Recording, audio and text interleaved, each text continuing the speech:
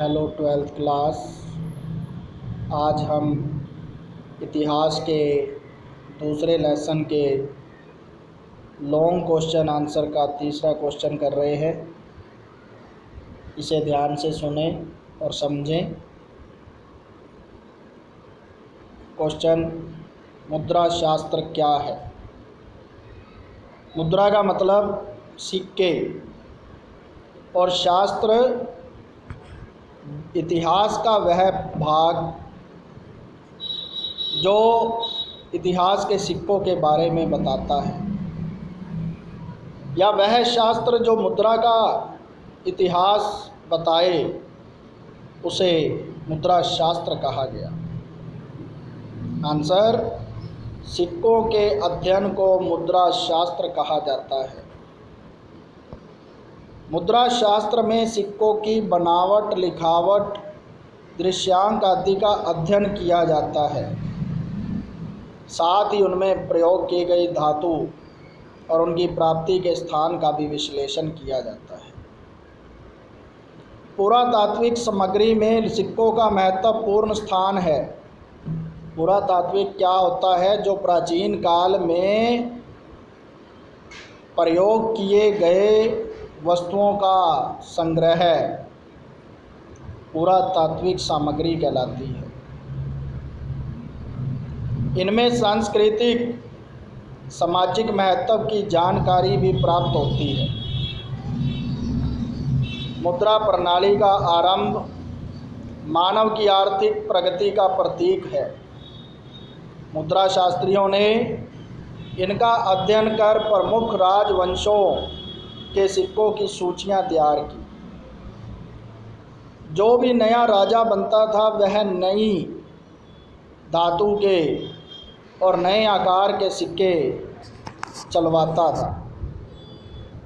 मुद्रा शास्त्र से हमें उन्हीं सिक्कों के और राजाओं के बारे में जानकारी मिलती है। भारत में सबसे पहले 6ठी सदी ईसा पूर्व में चांदी और तांबे के आहत सिक्के प्रयोग में आए। आहत मतलब छापे हुए। पूरे महाद्वीप में खुदाई के दौरान सिक्के मिले हैं। मौर्य काल में सिक्के जारी किए गए थे, यह भी जानकारी हमें मुद्रा शास्त्र से ही मिलती है। हिंदू यूनानी शासकों ने सिक्कों पर प्रतियां और नाम लिखवाया।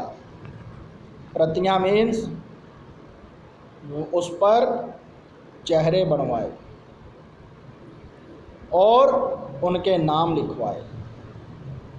कुषाण शासकों ने सोने के सिक्के जारी किए। दक्षिण भारत में भी शासकों ने सिक्के जारी किए। वहाँ से रोमन सिक्के भी मिले हैं, जो इस बात का प्रतीक है कि वे लोग रोम में जाकर व्यापार करते थे और रोम की मुद्रा को प्राप्त करके यहाँ पर लाते थे। बड़े पैमाने पर गुप्त शासकों ने सोने के सिक्के मिले। ये सिक्के काफ़ी भव्य हैं, मतलब बड़े हैं। भारत के अनेक संग्रहालयों में, जो कि कोलकाता, पटना, लखनऊ, दिल्ली, मुंबई, चेन्नई में है, ये सिक्के सुरक्षित रखे गए। क्वेश्चन नंबर 4, हिंदू, यूनानी व कुषाण सिक्कों की जानकारी दें। इस प्रश्न में 3 सभ्यताओं के सिक्कों के बारे में पूछा गया है। हिंदू सभ्यता, यूनानी सभ्यता और कुषाण सभ्यता। यूनानी प्रभाव के अंतर्गत हिंदू यूनानी शासकों ने मौर्योत्तर काल में, मौर्योत्तर मतलब मौर्यों के जाने के बाद, लगभग 2री सदी ईसा पूर्व में पहली बार इतने बड़े सिक्के जारी किए, जिस पर शासक का नाम और चित्र बने थे। इन सिक्कों से यह स्पष्ट था कि ये सिक्के किन किन राजाओं के हैं, क्योंकि उनकी फ़ोटो और नीचे नाम लिखा होता था। मिनांडर के सिक्के बड़ी मात्रा में पाए गए हैं। मौर्योत्तर काल में कुषाण शासक व्यापार और वाणिज्य की दृष्टि से महत्वपूर्ण हैं। वाणिज्य क्या होता है? व्यापार को बढ़ाने के लिए बनाई गई नीतियाँ। उनका साम्राज्य मध्य एशिया से मध्य भारत तक फैला हुआ था।